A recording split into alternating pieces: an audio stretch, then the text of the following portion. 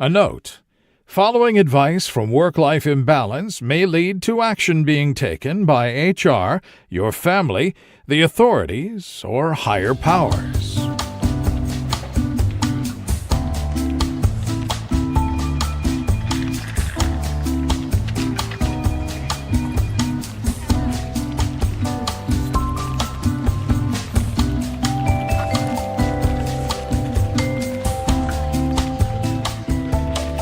Welcome to Work-Life Imbalance, an advice show focusing on workplace and lifestyle issues. Any resemblance to actual advice, living or dead, or actual wisdom is purely coincidental. I'm your monstrous manager, Frank Eastman. And I'm your lovely office companion. Wait, fuck. I am your lovable office companion. Fuck. I was so concerned about doing an accent that I fucked up my only line that is prepared in this show. Oh, man. I thought you were going to be my loverly flatmate. No. Continue. Where was I? Our weekly agenda includes addressing some audience questions and taking on a few issues from the internet. But first, time for the daily stand-up. Well, it's off to a great start so far. So, I mean, let's see what we can do from here. We can guarantee that we're not phoning this one in by any stretch. I mean, we did the clip show last week, and thinking about our past, I don't know what phoning it in would look like for us, because we already we don't prepare a lot. We prepare some, but we don't necessarily have like a script or anything. What does phoning it in look like for us? I'm really concerned. Some of us don't have a script, Eric. Some of us are looking at a script right now. Well, there's like a limited script. There's like a skeleton of a script, not like literally here's what we're going to say. This buffoonery is not truly scripted. Like, we are not like reading lines and stage directions from our script. Let me see. All right. Line 7, pay no attention to the man behind the curtain. But no, so we're not phoning it in. We are in the best shape of our lives. And that's we are some ready. Sad shit, Derek. It is. I guess it is kind of untrue, but like, given the last 10 years, I think we're both probably in the best shape of our lives, which, like you said, that's very, very sad, but no less true. We could have one of those Eye of the Tiger training montages, and then just at the end it's us, and we look exactly the same, except now we're sweaty and unhappy. I was about to say, by the end of the song, there'd be like some sort of like knee blowout. A trip to the hospital. The song would finish as the ER was pulling up, or the EMTs were pulling up to the ER. Yeah, I would hold your hand in the ambulance, Derek. I would. I'd prefer you didn't, but that's fine. So if you actually had some daily stand-up material, you can say that now. In your script, you will see a line that says, "Insert daily stand-up here." Do I hear a goddamn cell phone, Frank? You do. Is that what I just... Oh my God. Here I am holding this shit together with twine and my brute force of will, and you didn't silence your fucking cell phone. Did you go answer the phone? Motherfucker. Maybe that was a call from his bookie. Not that he owes money too, but he is the person that goes and breaks kneecaps. So maybe that's what he's doing. But before the break, I was berating you for your cell phone being on. You cursed me so hard I actually fell off the internet completely. And that's fine. I feel that is par for the course when, at the top I destroyed an Irish accent with the hope of making this some sort of festive St. Patrick's Day, I don't know, bit or something. I don't know. That didn't go well. We dyed the audio green. Did you have any St. Patty's Day festivities, Frank? I don't Other celebrate than being in the goddamn woods. yeah, I don't celebrate St. Patrick's Day in and of itself, but St. Patrick's Day means corned beef and cabbage is cheap, and so we're going to eat a lot of corned beef and cabbage. Which, I mean, fiscally, that makes perfect sense. Like, Which is good. Totally for that. I like cabbage, I like corned beef, and so it tends to work out well. It's like, oh, hey, guess what? Corned beef and cabbage were on sale again, so we're going to have some more corned beef and cabbage. And I'm like, hooray. Yeah. Because it's keto friendly. And so I think honestly, my only legitimate complaint with most of the ways that restaurants around here celebrate St. Patrick's Day is that, you know, they will offer, you know, some amount of corned beef and cabbage. Well, the problem is that like you get like this tiny little cube of corned beef and like this little like, you know, 4-ounce cup of cabbage. No. That does not, like, I'm Welsh, which is close to Irish, I suppose. Like there's a little bit of overlap on some of that. So I feel the call to corned beef and cabbage pretty heavily. What I need, well, okay, needs a strong word. What I want is a buffet of corned beef and cabbage. Oh, that could be good. It could be good, but it would also be obviously extremely dangerous. Yeah, the only thing I can think of is we would have to have it outdoors. I think an outdoor festival of some sort. I think that's a great way to kind of like diffuse is a bad word because that has some like air component to it, which I don't necessarily want. I don't want to overemphasize the blue joke on the undertone of this. Like I want that would be a good way to make sure that it has as little impact as possible. Lots of air. It have to be on I mean, optimally you have it on a windy day, but it's on a particular day per year, so you Okay. Sorry. All right, so it's done outside. Like that definitely helps. I think an all you can eat buffet is a bad time. But I do think that like it should be kind of like like they have like beer festivals where when you get your ticket, like you get, or when you buy your entrance, you get a certain number of tickets that you can acquire beer and or other things with. So I think that there should be multiple vendors. Each of them are giving out 4 ounces of this wonderful corned beef and a small amount of cabbage. I'm legit there with you, because to some extent, one can say beer tastes like beer, and yet beer festivals are fairly popular, because there's a lot of variation in how the beer tastes. There are different types of beers. I would be enthused to see all the different recipes for corned beef and cabbage that are out there. Absolutely, because there have to be a bunch. Like, I know that most of the ones that I have tasted have been kind of, I would call them kind of run-of-the-mill. Like, they're just not particularly specially done. But I've had a couple that were, just like flavor explosions. So, if they don't exist, if we can't find one to celebrate the holiday in the right way, I think we should create one. I need to see this happen. Beer fest, that's okay. Corned beef and cabbage fest, yeah. I mean, I don't feel that it's a stretch for like the persona that I project on this show to I don't feel that I'm being untrue to anything. So yes, I am all in on the corned beef and cabbage festival. Now, I think for our festival of the celebration of St. Patrick's Day, what we do is we go against these nasty, nasty stereotypes, and we don't have beer. That's fine. That's wasted room that could be filled with more corned beef and cabbage. And then we could add stuff like Colcannon. What is Colcannon?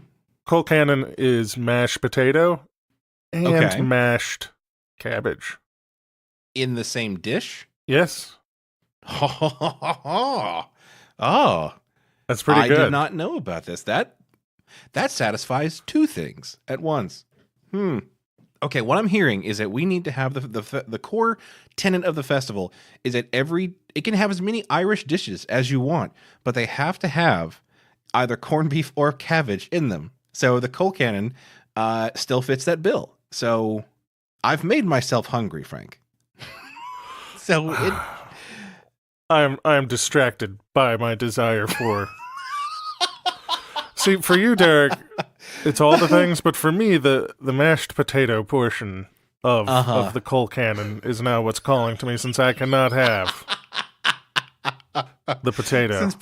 Since potatoes are illegal for you, which, I mean, a case can be made that cabbage is and should be illegal for me.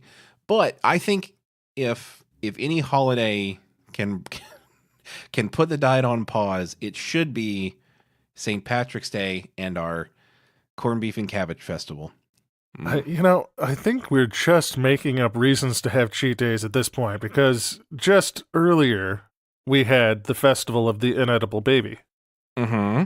And now we're trying to celebrate Cabbage Fest 2019. And they're not that far apart from each other, Derek. No, you're not wrong. Like, if nobody else is going to give me a fucking excuse, I'm going to create one of my own, Frank. I'm so hungry. All right. Let's get to an audience question before Cabbage Days has you leaving the microphone. All right. Hit me with a question. I've been working at my company for a few years, but I've recently been assigned a new manager. He's an old-school style machismo manager, though he doesn't seem to be overtly a jerk. The problem I have is that he constantly makes the most terrible, unphony jokes that you've ever heard, and he looks around expectantly, waiting for people to laugh at them. So far, someone has at least given a chuckle after his bad jokes, but what if one day they don't? Do we just sit there and stare at him? Or pretend like he didn't just do something embarrassing? How do I handle this? Do I give him a pity laugh? What if it's fake and he can tell? How can I possibly end this unending hell? From Harried by Humor in Hartsford. My God. I feel attacked, Derek.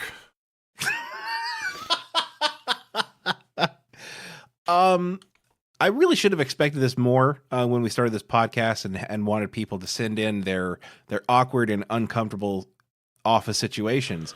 But once again, this has brought up another one of my greatest fears, which is somebody saying something and expecting a laugh when, it wasn't funny. Maybe it's projection. Maybe I'm projecting my own insecurities about the things that I say and people not finding them funny. It's just this podcast, isn't it, Derek? I am so uncomfortable with this question because I am the person, like, I don't have a great fake laugh. Like, I don't find myself being a fake laugher all that much. But the thing is, I will laugh at anything. Like, just because I laugh at something doesn't necessarily mean it's funny. So I'm normally that person that is like the definite. Like, if anybody's going to laugh, it's going to be me. So how can they get around this? If it was you, like, I think it's a little too specific, but if it's you, Derek, if anybody is saying a joke that's just not funny, just pretend that they made a little poot at the end.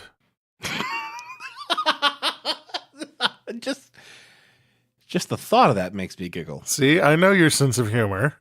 I'm concerned that I'm that easy to read, but I know that I said that about myself, I think probably when we started the podcast. But yeah, if I were to imagine somebody just passing a little bit of gas after they finish a joke, I think that would work out very well for me. The question is, do I always have to assume or always have to add the little imaginary poot, even if it is funny, or should I only reserve that for the unfunny ones? I mean, I think it probably helps if at the end of every single line that anyone says, you just imagine. That's a pretty good Foley there, Frank. I mean, I hope it was Foley. I'm thinking for anybody else, you just have to be Canadian. Wait. What are you trying to say, Frank? What I'm trying to say, Derek, is not all of us find to be as funny as you do.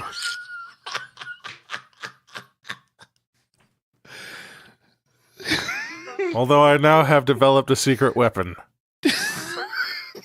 Whenever I tell a joke that I think is going to bomb, all I have to do is go at the end of it and then cut that part during editing, and it's going to sound like I am a goddamn comedic genius.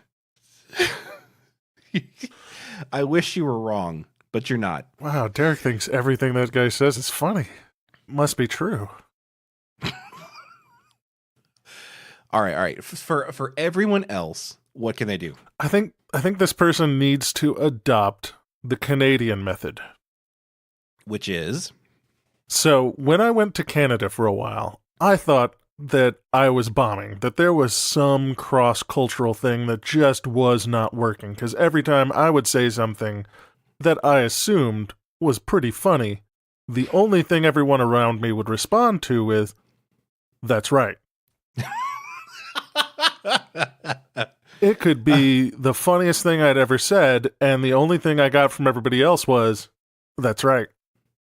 Like, how do they keep from laughing? If something is genuinely funny, how do they keep from laughing? It's not in the Canadian character to laugh, Derek. Really? They are a humorless people. I feel that's painting us into a corner on where we stand on Canadians. All those 3-star ratings that we've gotten from Canada, Derek, they think we're great. So do we think that maybe just nobody truly funny has made it to Canada, and they're just unsure how to laugh? That might be it. I mean, I don't think anyone funny has ever come from Canada. Boy, if we were ever going to get feedback, this is where we're going to get the feedback.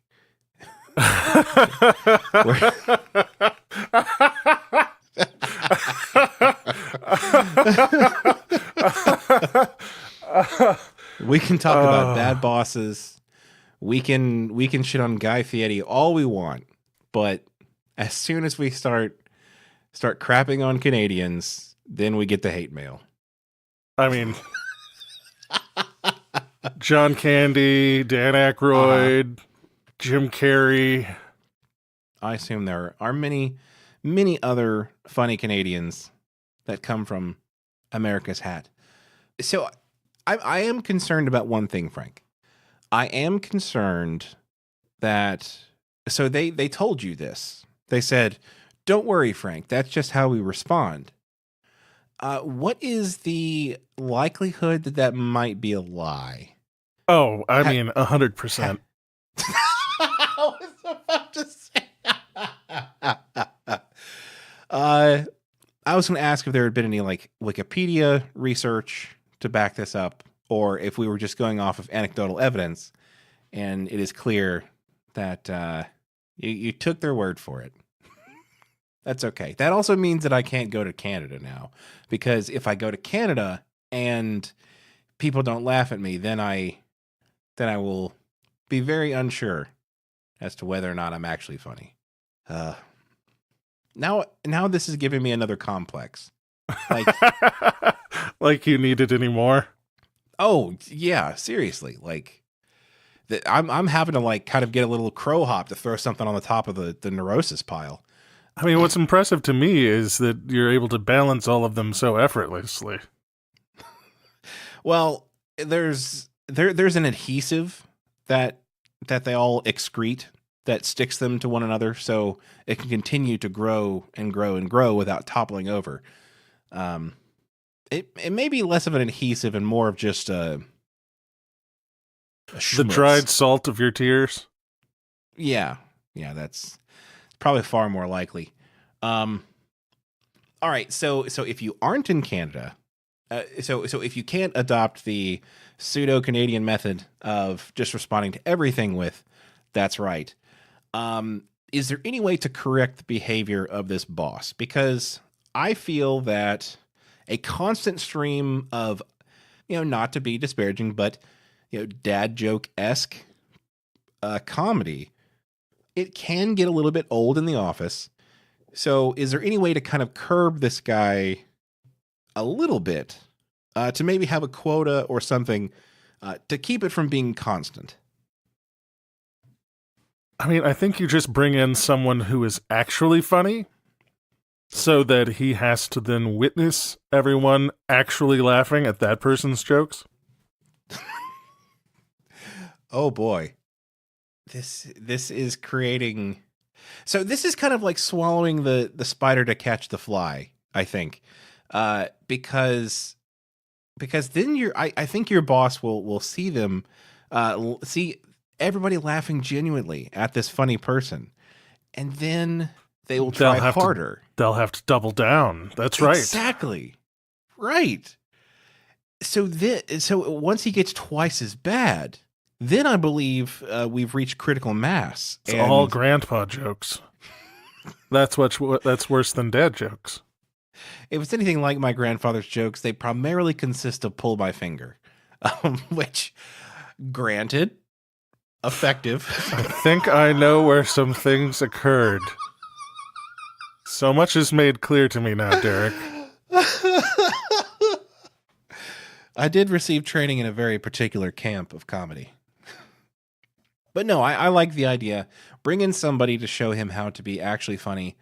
The only danger is make sure that the team chooses who gets hired, not the boss. If the boss chooses somebody to be the comic relief, then I'm afraid you have two people that are going to be dad comics. But this is the genius of that, Derek. I think this is an even better solution than my solution, because... How so? If they get an even shittier comic, that's going to make the boss's comedy seem that much better. So you're saying emotionally torture the other people in the office to such an extent that his jokes now become funny. That's how the org chart works, Derek. I can't disprove that. It's dangerous, but it could be effective. Yeah, I think that's the only solution. Want to hit an issue from the internet? Yes. Yes, I do. And I picked this one specifically because it is St. Patrick's Day. Was St. Patrick's Day yesterday. It's about to get thematic up in here. See, we need to think ahead for when our release date is. Because the last episode would have been a great episode for the St. Patrick's Day special. It would have. But we're failing, Derek. But planning is not my strong suit, Frank. After 60-something weeks of this, I can't imagine it's not clear to you that planning is not my strong suit. Anyway, this issue is entitled How to Not Get Pinched at the Office on St. Patrick's Day by Anonymous. We'll call them Leonardo da Vinci.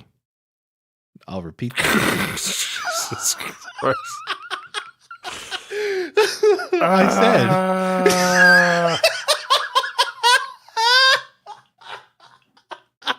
said. You're going to hell, Derek. I accept that. Get on with the goddamn question. I work in a, quote, professional, unquote, office, but my coworkers really go overboard for holidays, and St. Patrick's Day is probably the worst of them all. They get very excited about the prospect of pinching people who aren't wearing green and are on the lookout all day for anyone not visibly wearing green. The problem is that I hate wearing green, and I can't bring myself to wear it just to keep from getting pinched. How can I keep them from pinching me without wearing green? I feel as though I should be able to have a pinch-free environment regardless of what day it is. What are my options? Call HR and be a gigantic bummer.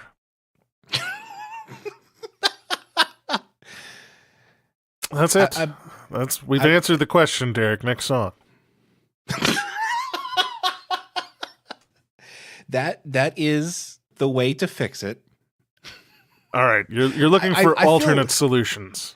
Alternate solutions that don't involve being a bummer. Because I think you are being a little bit telling in that, call HR and be the bummer. So I know how you feel about it. Like I can tell that you are all about the pension.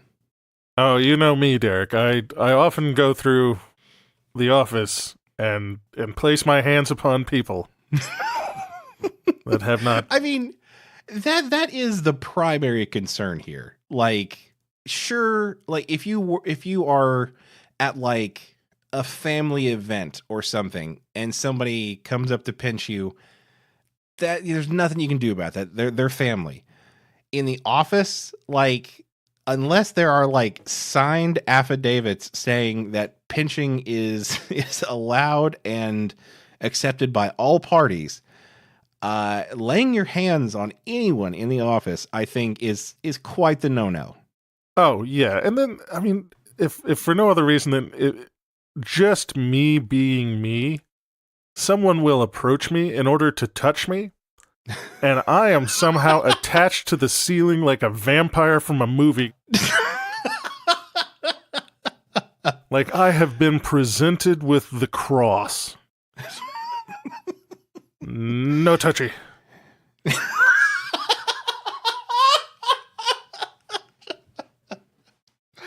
Oh, yeah.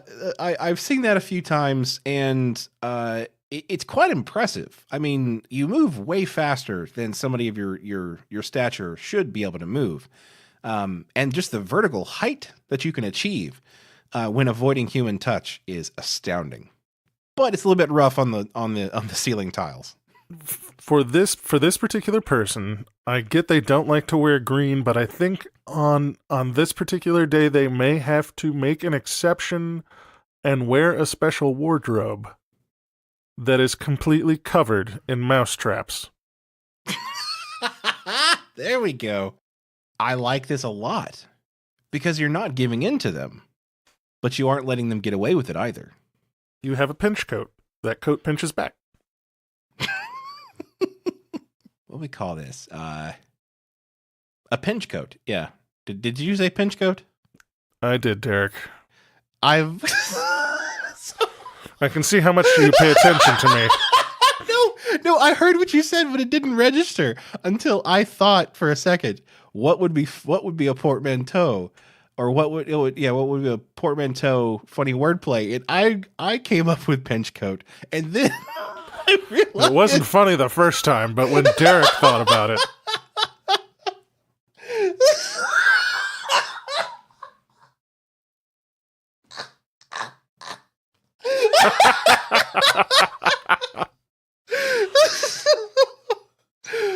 Oh my God. I am sorry, Frank.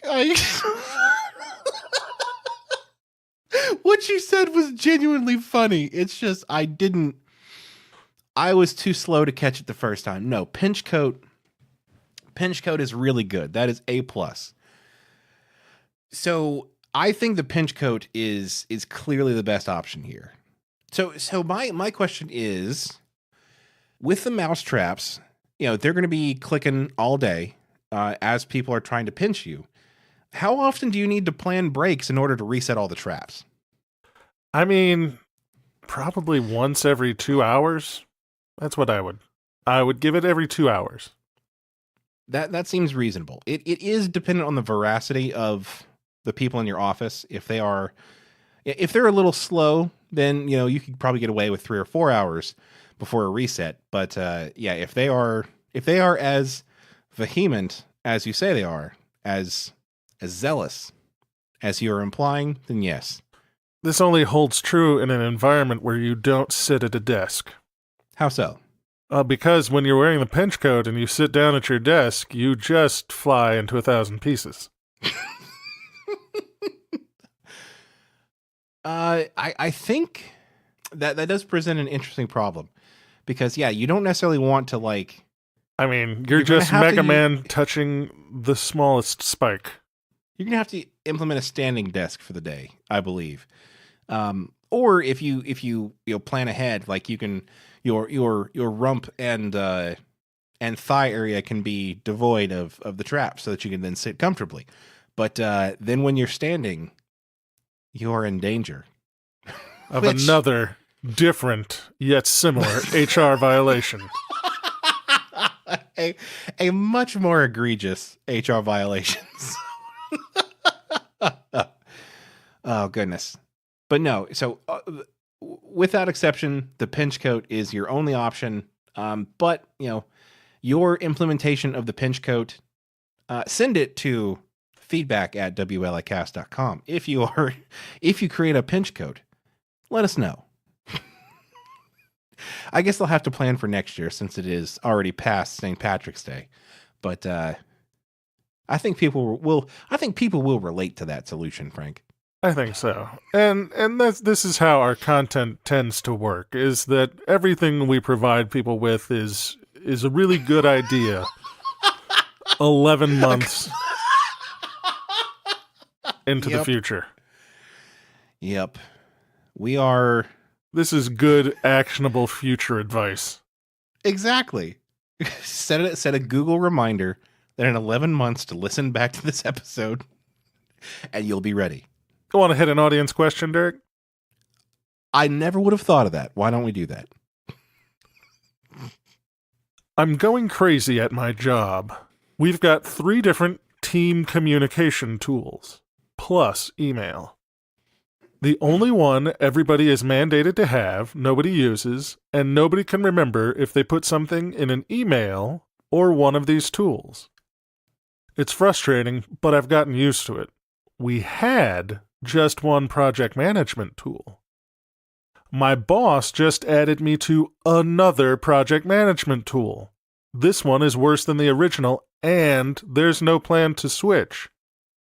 Just a few people decided to start using this new tool. Why? Toolman in Tennessee. This is a danger of the mixing of personalities and mixing of people, because everyone thinks that their favorite tool is that's coming off really weird, isn't it? That's coming off. I like hammers. That's good. Good save there, Frank. Like I understand, okay, you have 10 things that a communication suite or project management suite needs to take care of. If each of them takes care of 3 things, you end up having 4 or 5 of them. I would assume that somebody somewhere has said, we need a tool to do all these 10 things. Let's go make $1 billion with it. Of course, then, if you find that tool and you tell them, then it will then add another communication tool that everyone is required to use. You see, I figured out the problem with my own plan before I had finished explaining it. I have a cunning plan. This one is it's been every single place that I have ever worked. And you're right, it's because each person has their pet tool. A lot of them no one's going to adopt. Right. The new guy, Fred, who just started, and he has a favorite tool. Fuck you, Fred.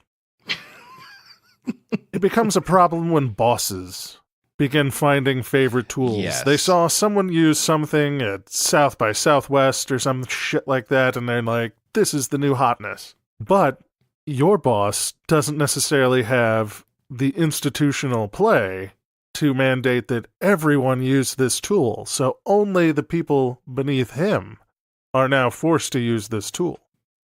And that also calls into question whether or not they have the, maybe not intelligence, but the skills to use it entirely properly. Because, not only is adding a tool dangerous, adding an improper use of a tool is exponentially more dangerous. My solution is you can only use email and telephones. We're going back to 1985, baby. You take your Slack and you shove it right up your ass. I will I will be honest. I agree with taking Slack and shoving it where the sun don't shine, because you feel like you are like actually giving information to other people, but you're really just kind of like shoving that information off into a drawer and hoping that other people are going to also look at that drawer. I mean, that's the problem with this situation altogether is you get so many different places that information could live, it stops being information because it's no longer actionable. No one knows where anything is. It's like, didn't you see where I sent that to you? No, fucker, tell me, which of the 6 goddamn tools that we used did you send it to me in? Unofficially, the way this gets solved, and I think we should go ahead and make it the official way, whatever the CEO happens to be using this week is the official communication platform for the organization. Now, if you've got one of those hip-with-it CEOs, yeah, baby, they might change what the new hotness is every week and a half, and we're just going to have to abandon all the data that we had. We're going to have to realize that knowledge is ephemeral, and it is impossible for truth to be told to anyone. Oh, I feel so triggered right now, Frank. This is cutting deep, because it's so difficult to switch from one tool to the other, because you have all this history. Well, you move to another tool, it's not going to preserve that, and if that other tool goes away, your answer goes away, and that is so painful. That is so bad. Which it does lend credence to what you said before of going back to email. Now, I don't agree with the phone, because the phone is even more like ephemeral and fleeting than an email. So I would say anything that you are expected to remember for later, send it in an email. Send it in an email to yourself if you have to. But email needs to be the source of truth. Everything else can be discussion on top of whatever it is, but everything important goes through email. I like your idea, Derek, but how about this? Counterpoint, I have the solution. We create a new communication tool. Eventually, it will collate all possible other communication tools, but until we have that functionality in place, it will function on its own single proprietary communication method. And everyone can use this new tool that will eventually maybe consume all the other tools. But for now, we should go ahead and use the new tool that we've come up with. It'll be the best tool. If we can create that tool and then it does effectively, kind of blob every other tool and, in some sort of forced assimilation, I think that's fantastic. I'm concerned that you are this is the beginning of the, I think this is the beginning of the Borg, to be honest, because it starts with communication tools, and everything is forced to assimilate. But then it's going to run out of tools to assimilate, and we'll start assimilating people. All right, so now is probably not the time to tell you the name of this tool that I am developing. Locutus. I want to get to an issue from the internet, Derek. Praise Jesus, yes. The title of this issue is, Why Do I Always Look Down While I'm Walking? By Allergic to You. I always look at the ground while I'm walking anywhere as a default. I rarely look up. I don't know why. Today, I decided to look forward while walking through campus and noticed pretty much everyone else looks forward. Why do I always do this, and how can I change my default setting? I feel like I'm constantly missing out on a sensual experience by staring at the ground all the time.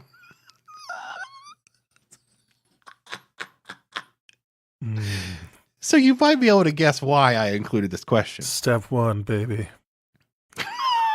Look up.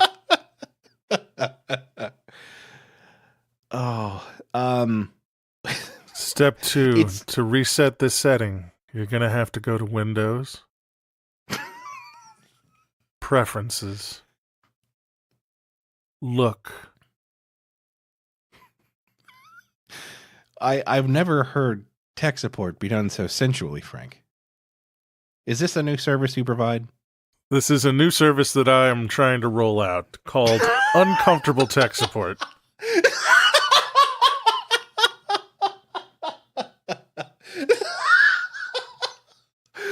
I mean, I didn't know that we needed that as a society, but it does seem important because I'm so sick and tired of calling tech support and being made to feel comfortable and just stuck in my rut.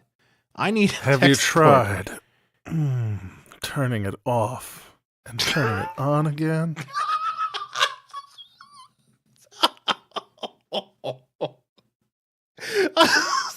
I don't think this product is for me. I'm gonna walk this back a little bit. That's okay, baby. To cancel your subscription, grab a hold of your mouse. Jesus Christ. I can't even sit through the tutorial about unsubscribing. Jesus Christ. Oh. So where were we? boy. So I think it is clear that this person did not actually mean sensual experiences. They meant sensory experiences. I mean, I assume they meant that. Aren't all Like- sensual experiences sensory, though, Derek? This is true, but not all sensory experiences are sensual. I mean, who knows? Maybe this person, after a lifetime spent staring at their own fucking shoes for whatever reason, they looked up and for the first time realized the beauty of the world around them, and they were struck to their core. And by their core, I mean their no-no zone. I mean, people say that they're looking for love in all the wrong places all the time. Down at your feet is the wrong place to look for love for most people. Not to yuck your yum. You can do that. That's fine. But I'm just saying, there's so much more. So many more avenues to Flavortown. If you There's just so look many up. other feet in the world. You don't have to be aroused by your own feet. You can be aroused by other people's feet. So this person has been wondering why they haven't found love, and little did they know, all they had to do was look up and lock eyes with every person that they pass. I think there's a certain period where they are relearning how to make eye contact with people, because there is a threshold at which eye contact becomes too much eye contact. I mean, you and I have talked about this before. And it took me a long time to learn that so that I could master it and maintain it at all times. I mean, there were many a retrospective where I felt undressed, redressed, and then undressed again by your gaze. And that really helped me get all my feelings out, to be honest. We've become so much closer as a team now. So, in the eyes of the law and human resources, too close. But they just don't understand. Yeah, I think this person is just going to have to keep looking up and never, ever again look down. That may make gymnastics and or tightrope walking a little bit more difficult. Stairs are going to be a bitch, but you'll get it eventually. I'm going to push Or back not. on that one. I don't think, thinking about it now, like, I can't remember the last time I took the stairs and didn't look directly at my feet. And the only times I remember not looking at my feet while going up the stairs are times that coincidentally I also remember busting my ass. I was going to say, down. absolutely fucking busting it. Yeah, that's... just beefing it. Yeah. So stairs will be a problem. Which, I mean, granted, like a life without stairs. Oh my, the dreams that we can have on this podcast. A life, an entire world without stairs, Frank. I want to say, in my experience, and I'm not going to name names, but if you don't see that ramp coming either, it can be bad news. That first step out into the void. That comes as a little bit of a shock to the system. Yeah. Why is that? Why is it that expecting a flat surface in one location, but in all actuality, it being like 1 inch lower? Like, why does that completely remove our ability to stand on said thing? I think it's for the same reason that you sort of jerk awake suddenly in the middle of the night sometimes. Thinking about your sensual glances. There's a demon that is eating part of your soul in that moment.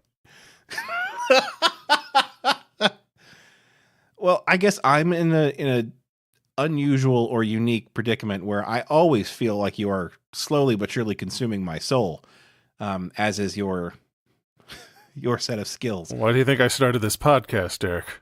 But yeah, when you expect to step onto a surface and it's slightly below where you intend it to be, yeah, that as your foot crosses that extra inch, like when that happens, I'm like, well, this is how it ends. This is how I go. I would have expected it to be some sort of like chicken or beef based accident, but no, it was. I knew it. I knew it all along. I never trusted the stairs, and here we are at the end. They have let me down for the last time. Literally and metaphorically. Frank, you want to punch the clock? Let's punch the clock, Derek. You're going to have to stop talking like that, Frank. We got work to do.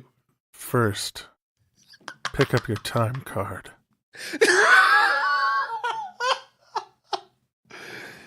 Insert the time card.